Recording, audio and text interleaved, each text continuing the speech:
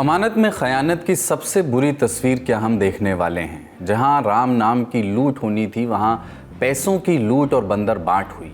इतनी कि हज़ारों की तनख्वाह में काम करने वालों ने लाखों करोड़ों की कार और कोठियां तान लीं। इतनी कि गोबर के ढेर रुपए उगलने लगे। इतनी कि सैकड़ों सीसीटीवी और बैंक वालों की नज़रें भी धोखा खा जाएं। जो मंदिर भारत के इतिहास के सबसे संवेदनशील दिनों के रास्ते से होकर के तैयार हुआ, वहां लोगों ने लालच का भंडार उलीचा। कैसे कर्मचारियों की शिकायत, विपक्ष के आरोपों और दबी छुपी बातों से निकला मुद्दा अब इतना बड़ा हो गया है कि करोड़ों के गबन की बात हो रही है। जांच हो रही है और मुख्यमंत्री योगी आदित्यनाथ को 3 सदस्यों की एसआईटी बनानी पड़ी है। आज बात राम मंदिर के दान में गबन के सारे आरोपों पर करेंगे।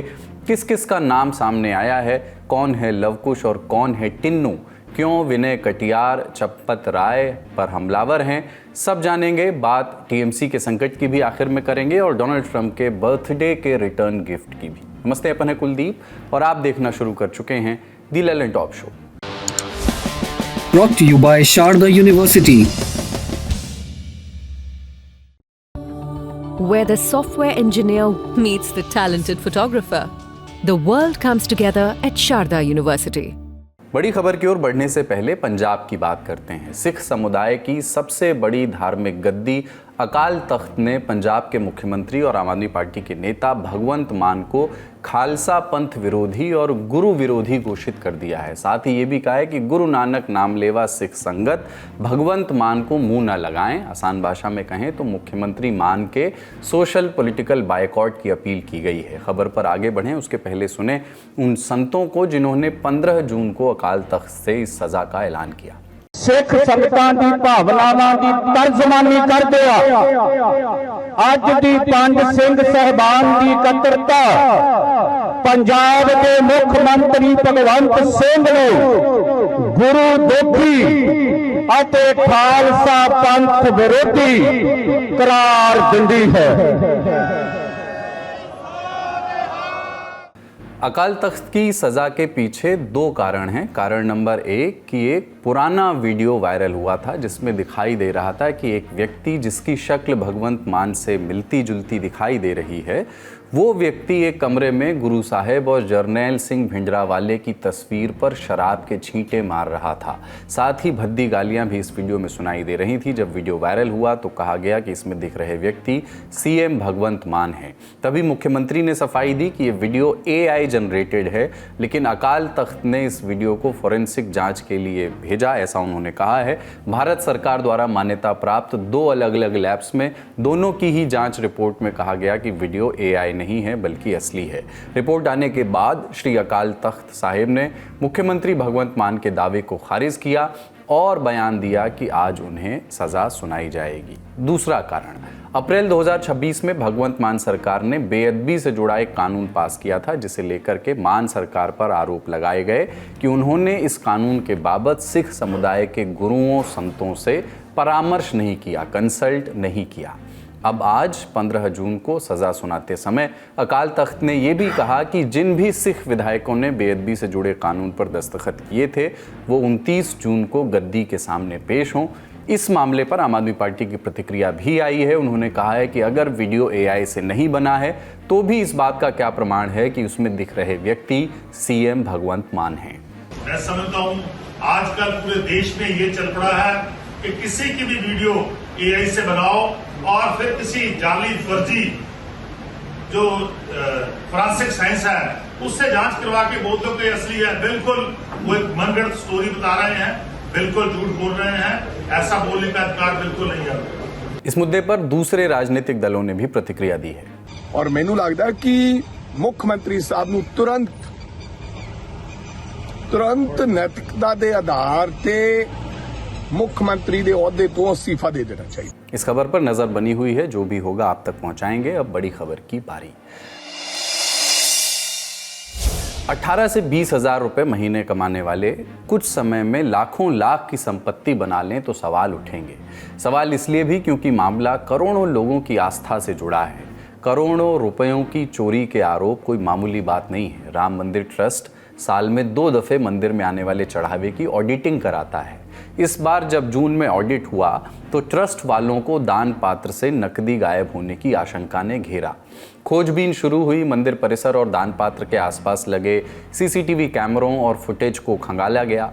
इंडिया टुडे की एक रिपोर्ट बताती है कि फुटेज में एक कर्मचारी की भूमिका संदिग्ध दिखाई दी, जिसके आधार पर इंटरनल लेवल, अंदरूनी लेवल पर एक जांच शुरू की गई। लेकिन शुरू में इस मामले को गोपनीय रखा गया, लेकिन मामला कितने ही दिन गोपनीय रह पाता। मंदिर में सैकड़ों कर्मचारी काम करते हैं।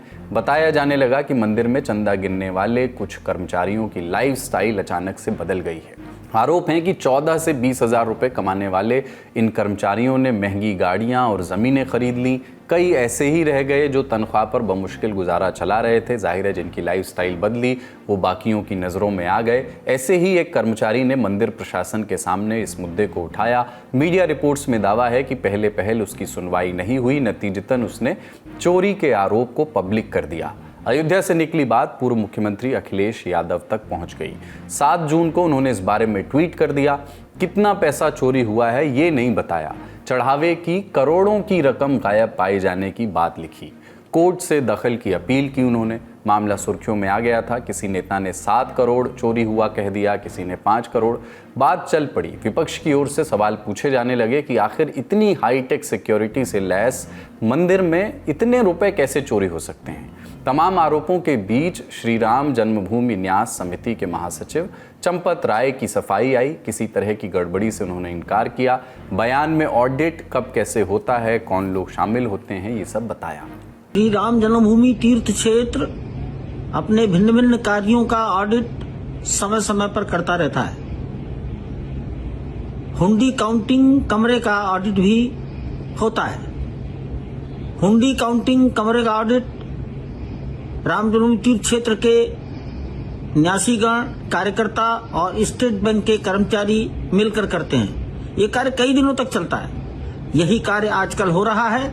कोई भी उल्लेखनीय बात किसी के भी ध्यान में अभी तक नहीं आई है। आगे बढ़ने से पहले दान की प्रक्रिया और उसका हिसाब किताब भी जान लीजिए। कई लोग दर्शन के समय सीधे दान पात्र में पैसे डालते हैं, जबकि कई दानदाता काउंटर पर दान देकर के रसीदें कटाते हैं। 20 के करीब दान पात्र हैं और 5 कंप्यूटराइज्ड काउंटर हैं। पैसों के हिसाब किताब को सेफ और ट्रांसपेरेंट रखने के लिए नियम कड़े हैं। पूरी प्रक्रिया सीसीटीवी कैमरों की निगरानी में होती है। जहां पैसे गिने जाते हैं वहां वॉइस रिकॉर्डिंग कैमरा भी लगे हैं। पैसे गिनने के बाद हर दिन इस रकम को ट्रस्ट के बैंक खाते में जमा कर दिया जाता है। बैंक में कितना पैसा जमा हो सकता है इसकी भी एक सीमा है। उस तय सीमा से ज़्यादा जो नकदी बचती है उसे सील करके सुरक्षित रख दिया जाता है। पूरी प्रक्रिया पर नज़र रखने के लिए ट्रस्ट के अधिकारी और स्टेट बैंक ऑफ इंडिया के कर्मचारियों को भी लगाया गया है। पैसों के हिसाब किताब को समय समय पर ट्रस्ट के पदाधिकारियों के सामने रखा जाता है। दान पात्रों से जो भी कैश निकाला जाता है उसे परिसर के अंदर ही बने एक गोपनीय कमरे में ले जाया जाता है, जहां बाहरी लोगों के जाने की मनाही है। दैनिक भास्कर की रिपोर्ट ये कहती है कि चढ़ावे की गिनती के लिए इस कमरे में कुल 50 कर्मचारियों की मौजूदगी रहती है। 50 लोग मिलकर के कैश गिनते हैं। अब इसमें 3 तरह के कर्मचारी होते हैं। 24 कर्मचारी नोट गिन करके उनके बंडल्स बनाते हैं। इन्हें ट्रस्ट ने प्राइवेट एजेंसी के जरिए रखा है। 12 कर्मचारी ऐसे हैं जो ट्रस्ट के होते हैं, जो इन 24 कर्मचारियों पर नज़र रखते हैं, एक तरह से सुपरवाइज करते हैं। बाकी बचे 14 कर्मचारियों में कुछ SBI के और कुछ TCS की ऑडिट टीमों के सदस्य होते हैं, ये मेक श्योर करने के लिए कि कोई गड़बड़ ना हो पाए। अयोध्या में राम मंदिर बनने के बाद से ऑन एन एवरेज 50-60 हज़ार श्रद्धालु हर दिन दर्शन के लिए पहुंच रहे हैं। वीकेंड में तो संख्या 1 लाख के पार चली जाती है। इतनी बड़ी संख्या में आ रहे श्रद्धालु चढ़ावा भी जी खोल करके देते हैं। 2024-25 में मंदिर को कुल 321 करोड़ रुपए दान में मिले थे। मंदिर के उद्घाटन के 11 दिन के भीतर 11 करोड़ रुपए चढ़ावे में आ गए थे। औसतन 1 करोड़ रुपए रोज के आसपास का चढ़ावा आ ही जाता है। अब उसी चढ़ावे पर पहले सवाल उठे। ऐसा जताने की कोशिश भी हुई कि सब कुछ ठीक है, लेकिन पुलिस और प्रशासन जब एक्टिव हुए तो स्पष्ट होने लगा कि कुछ तो है जिसकी पर्दादारी है। अब हो ये रहा है कि पुलिस की एक टीम ने जांच पड़ताल शुरू कर दी है। करीब 10 लोगों को हिरासत में लेकर के पूछताछ की जा चुकी है। जैसा कि पहले बताया, कई कर्मचारियों की आमदनी और उनकी संपत्ति में ज़मीन आसमान का फ़र्क है। पुलिस ऐसे लोगों की पूछताछ कर रही है। इसमें पहला नाम उभरा लव कुश मिश्रा का।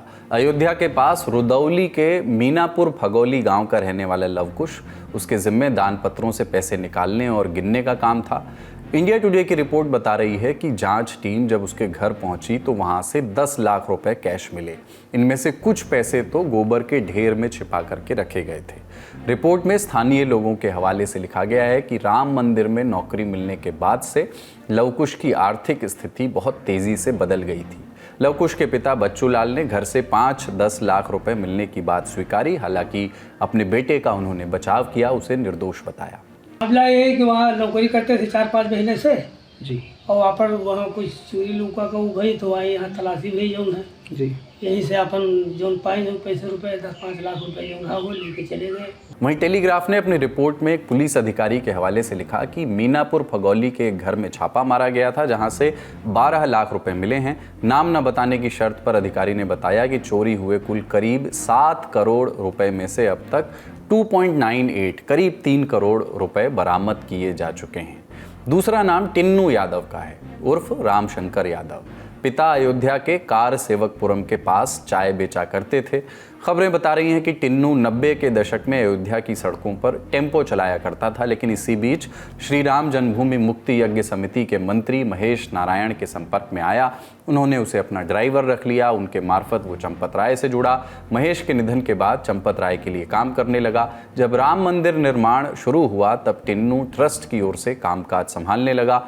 मीडिया में छपी रिपोर्ट्स बता रही हैं कि तब उसे हर महीने करीब 22,000 रुपए मिलते थे, लेकिन उसी मीडिया में छपी रिपोर्ट्स ये भी बता रही हैं कि टिन्नू की अयोध्या और लखनऊ में करीब 50 करोड़ रुपए की चल अचल संपत्तियां सामने आई हैं। और किनसे पूछताछ हुई है और पूछताछ में क्या पता चला है, बता रहे हैं अयोध्या से हमारे साथी पत्रकार मयंक शुक्ला। सोशल मीडिया पे एक नाम बड़ा चर्चित नजर आ रहा है, जिसका नाम है टिन्नू यादव, रामशंकर यादव, जो कि अयोध्या के सरगुदार का रहने वाला निवासी बताया जा रहा है। जिसके पिता के बारे में अगर हम जानकारी बताएं तो उसके पिता जो है कार सेवकपुरम के पास चाय की दुकान लगाया करते थे। वहाँ से इसकी शुरुआत हुई थी। एक ऑटो चालक था, ये अपनी खुद के टेम्पो चलाता था। उसके बाद ये कार सेवकपुरम में इसकी एंट्री होती है, इस संघ से ये जुड़ता है। साथ में चंपत राय जो कि एक महासचिव हैं राम जन्मभूमि। इन आरोपों के घेरे में काफ़ी जो कार्यरत हैं, राम जन्मभूमि में कार्यरत रहे हैं, वो काफ़ी लोग इन घेरों में हैं। 4 से 5 लोगों के नाम और चेहरे सामने आ चुके हैं। कई लोगों के घर से कुछ कैश बरामद किए गए हैं, जो कि राम जन्मभूमि में सेवादार थे, जो राम जन्मभूमि में कैशियर थे। उन सब का नाम का धीरे धीरे खुलासा भी किया जा रहा है और ये जांच का विषय है और ये जांच अभी चल रही है। चंपत राय ने तो गड़बड़ी से इनकार कर दिया, लेकिन सवाल तब भी उठ रहे हैं। सवाल उठाने वालों में केवल विपक्ष के नेता ही नहीं हैं, आवाजें उनकी ओर से भी उठी जो राम मंदिर आंदोलन से जुड़े थे। एक समय बीजेपी के फायर ब्रांड लीडर रहे पूर्व सांसद विनय कटियार भी सामने आए। चंदा चोरी के आरोपों पर सीधे चंपत राय को जिम्मेदार ठहराया।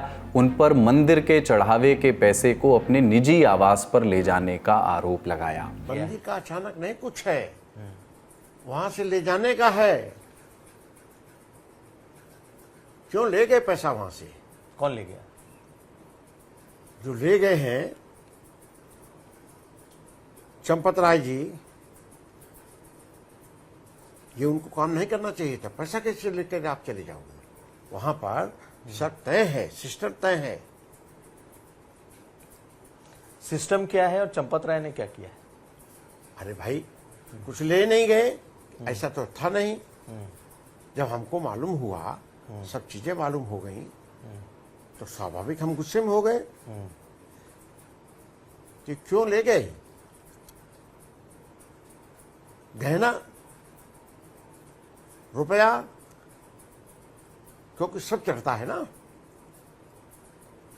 तो एक साथ उस समय का सारी चीज ले जाना ये ठीक नहीं है। ट्रस्ट के पूर्व कर्मचारियों की ओर से भी आवाजें उठी। श्री राम जन्मभूमि तीर्थ क्षेत्र ट्रस्ट के पूर्व लेखा प्रभारी महिपाल सिंह का बयान आया। चंदा चोरी के आरोपों को सही बताया।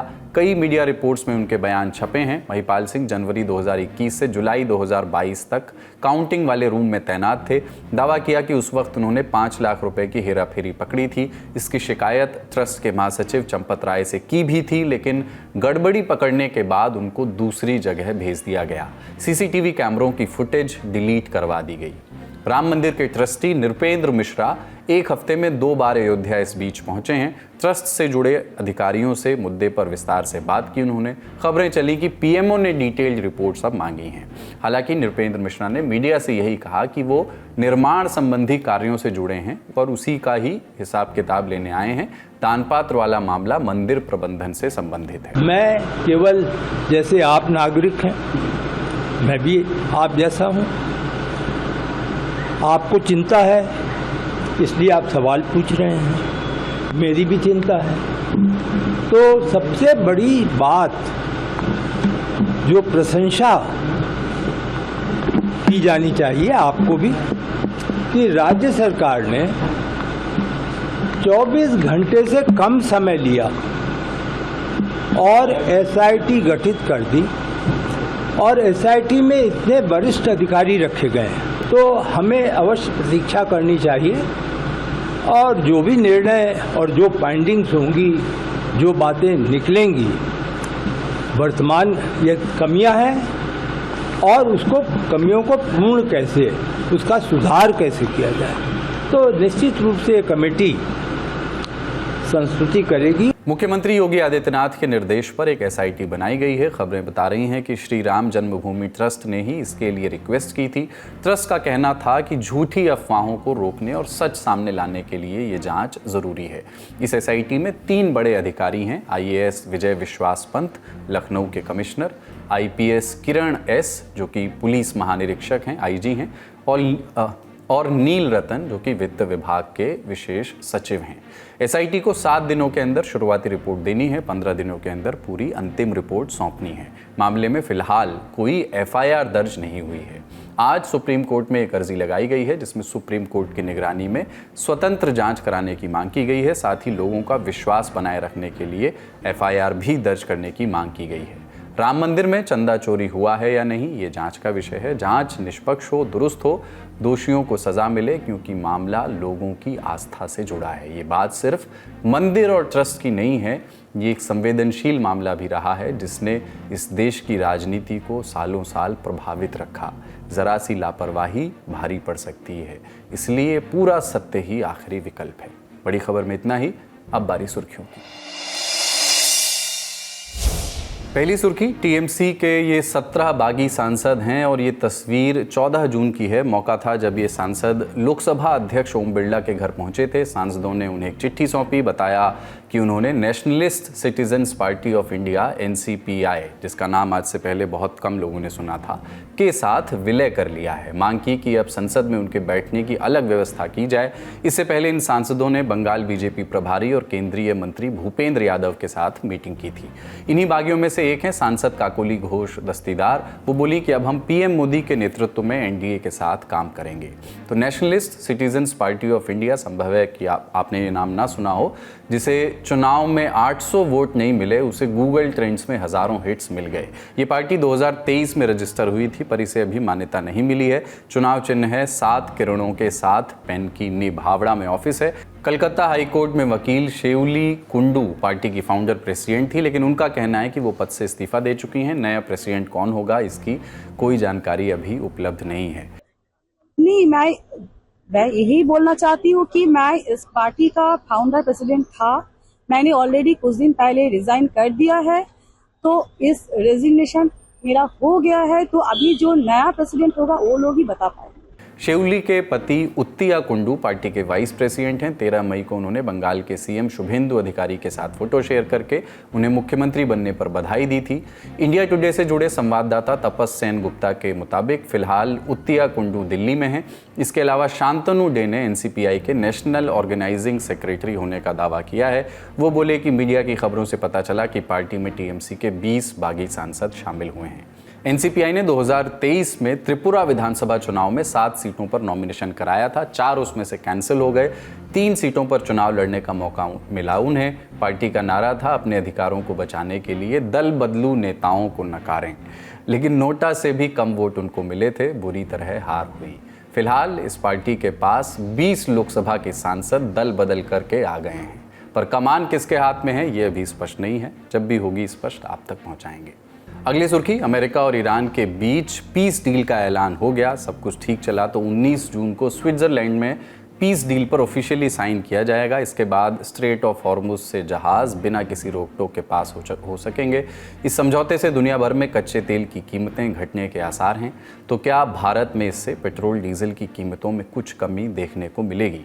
एक्सपर्ट्स का कहना है कि अंतर्राष्ट्रीय बाजार में क्रूड ऑयल की कीमतें गिरने का फायदा सीधे तौर पर सरकारी तेल कंपनियों को होता है। तेल कंपनियां पिछले घाटे की भरपाई और बाजार की स्टेबिलिटी देखती हैं, इसलिए तुरंत रिटेल प्राइस में भारी कटौती भले ही ना हो, लेकिन आने वाले समय में पेट्रोल और डीजल के दाम स्टेबल रहेंगे। एक बार स्थिरता आने पर सरकार और तेल कंपनियां आम नागरिकों को प्रति लीटर कुछ रुपयों की सीधी राहत जरूर दे सकती हैं। इसके अलावा सप्लाई चेन सुधरेगी तो मैन्युफैक्चरिंग और एक्सपोर्ट में सुधार आएगा। साथ ही डॉलर का दबाव कम होने की भी संभावना जताई जा रही है। हमारे इंटरनेशनल बुलेटिन दुनियादारी में हमने इस पर विस्तार से बात की है कि भारत पर क्या असर इसका पड़ेगा। लिंक आपको उसका डिस्क्रिप्शन बॉक्स में मिल जाएगा। तो ललन टॉप शो में आज इतना ही। अपना और अपनों का ख्याल रखिए। ललन टॉप देखते रहिए। शुक्रिया। शुभ रात्रि।